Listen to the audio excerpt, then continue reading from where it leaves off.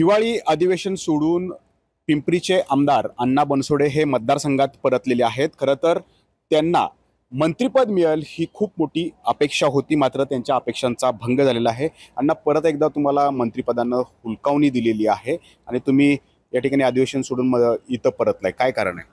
अधिवेशन सोडून येण्याचं कारण असं होतं की माझ्या घरी एक दुःखद घटना घडलेली होती।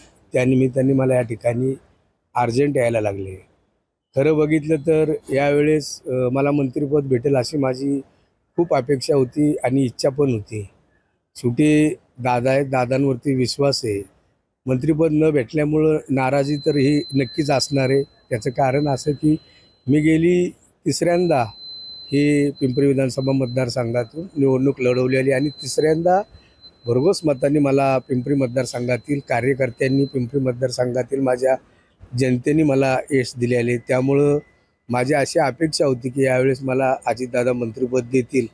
पण एक गोष्ट नक्की सांगतो मी तुम्हाला, दादाने दिलेला विश्वास, दादाने दिलेला शब्द ते यावेळेस पाळतील असा माझा ठाम विश्वास आहे। खरं तर जे मंत्रिपदाचा विस्तार झाला, अनेक मंत्र्यांचा शपथविधी पार पडला आणि त्यानंतर हिवाळी अधिवेशन झालं, मन लागलं होतं का अधिवेशनामध्ये तुमचं? नाही, तसं बघितलं तर साहजिकच आहे। इच्छा असताना एखादी इच्छा किंवा एखादी अपेक्षा पूर्ण न झाल्यामुळं मंत्रिमंडळामध्ये किंवा अधिवेशनामध्ये मन न लागण्याचं तसंच कारण होतं। पण यानंतरही पिंपरी मतदारसंघातील लोकांच्या आणि जनतेच्या कामासाठी मी या ठिकाणी अधिवेशन सोडून आलेलो आहे आणि माझा ठाम विश्वास आहे दादा माझा पुन्हा एकदा विचार करतील।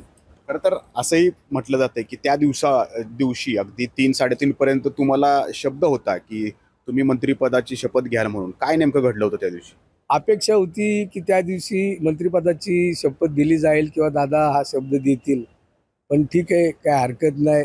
जरी भ्रमनिराश झाला असेल तरी पुढील काळामध्ये आपण आणि जनतेची जोमाने कामं केली तर नक्कीच मंत्रिपद देतील असा माझा विश्वास आहे। दादांना हे बोलून दाखवलं तुम्ही की मन लागत नाही अधिवेशनात? नाही, दादांशी माझी चर्चा झाली आणि चर्चा झाल्यानंतरच मी इकडे आलेलो आहे।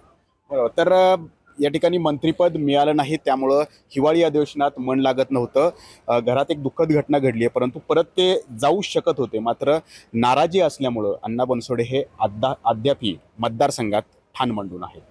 नाजिमुल्ला, एबीपी माझा, पिंपरी चिंचवड। एबीपी माझा, उघडा डोळे बघा नीट।